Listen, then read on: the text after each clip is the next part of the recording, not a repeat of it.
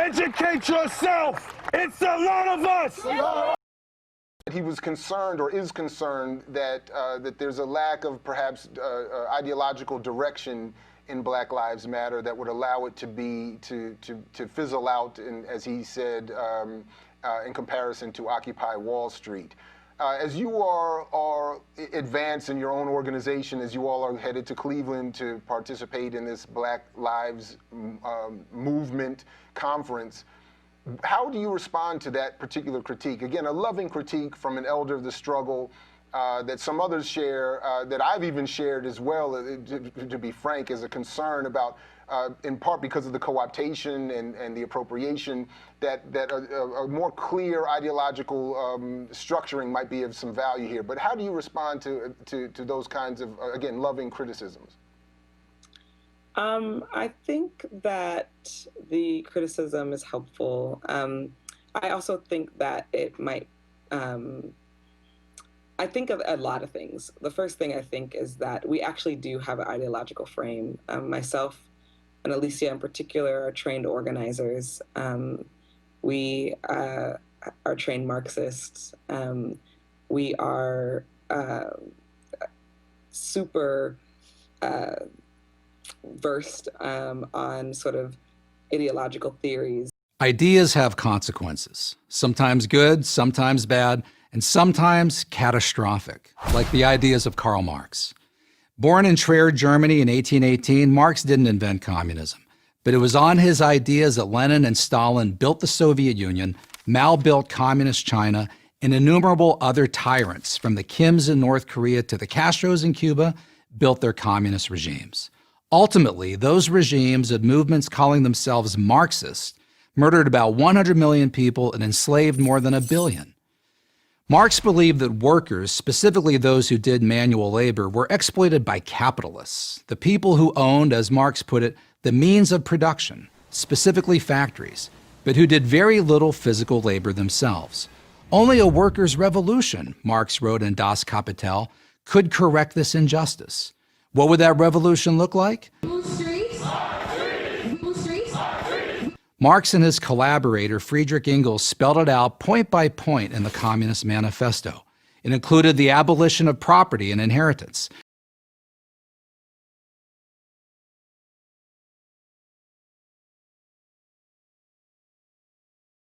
and the centralization of credit, communication, and transport in the hands of the state, and a lot more along the same lines.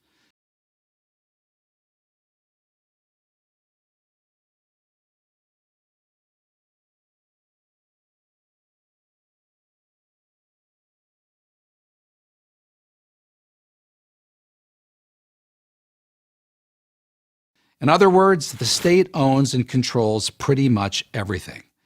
And guess what this liberal would be all about? This liberal will be all about socializing, would be about basically taking over and the government running all of your companies. This notion was widely discussed and debated in European intellectual circles during Marx's lifetime. But nothing much came of it until Vladimir Lenin took power in Russia in 1917. This changed everything. Despite its repeated economic failures, Lenin's Russia, which became known as the Soviet Union, became the model for dictators around the world. Wherever Marx's ideas were practiced, life got worse. Not by a little, but by a lot. There is not a single exception to this rule. Not the Soviet Union, not Eastern Europe, not China, not North Korea, not Vietnam, not Cuba, not Venezuela, not Bolivia, not Zimbabwe. Wherever Marxism goes, economic collapse, terror, and famine follow. So, if cataclysmic failure, meaning terrible human suffering, is the inevitable legacy of Marxism, why do so many people, and now especially young people, defend it? The most common answer Marxism's advocates offer is that they, whoever they are, Lenin, Stalin, Chavez, never really practiced Marxism. They all somehow got it wrong. Marxism, we are told, is, at its essence, about sharing what we have. I think when you spread the wealth around, it's good for everyone. And I think when you spread the wealth around, it's good for everyone. From each according to his ability to each according to his needs, as Marx put it. Maybe that sounds good to you, but what does it mean? Who determines ability? Who determines need? The answer is the state, the ruling elite.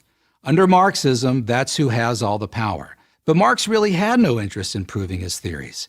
He knew that they could be put into practice only by brute force. He said so himself. Of course, in the beginning, communism cannot be effected except by means of despotic inroads, he wrote.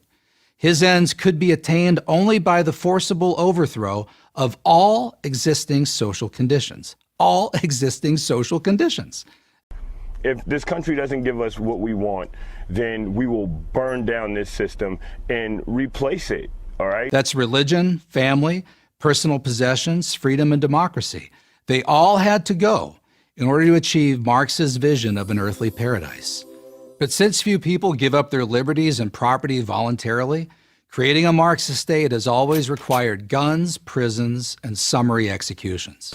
Marx's many disciples from Lenin on never considered this a problem.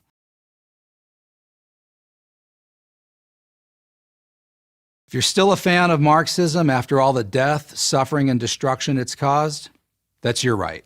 But own up to it. Don't hide behind the "it's never really been tried" line. It has. But say what you want about America, land of the free, home of the brave. We got some dumbass mother floating around this country. Dumbass mother, you know? Yeah.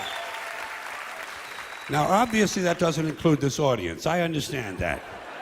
You seem intelligent and perceptive, but the rest of them, holy jumping shitballs. Dumber than a second coat of paint. And this ain't just ranting and raving. This ain't just blowing off steam. I got a little evidence to support my claim. You know which party abolished slavery? Which party? Yeah, that was the Democrat Party. I'm gonna guess the Democrats. It was actually the Republicans. Really? Yeah. Oh, that's awesome. Republicans were the anti-slavery party established in 1860 with Lincoln. Abraham Lincoln was a Republican? Uh-huh. Okay. Yeah. I didn't know that. It just seems to me, that only a really low IQ population could have taken this beautiful continent, this magnificent American landscape, beautiful place, and turned it into what it is today. Have you seen it lately? Have you taken a good look at it lately? It's embarrassing. Only a nation of unenlightened half-wits could have taken this beautiful place and turned it into what it is today. They don't give a about you. They don't give a about you. They don't care about you at all, at all, at all.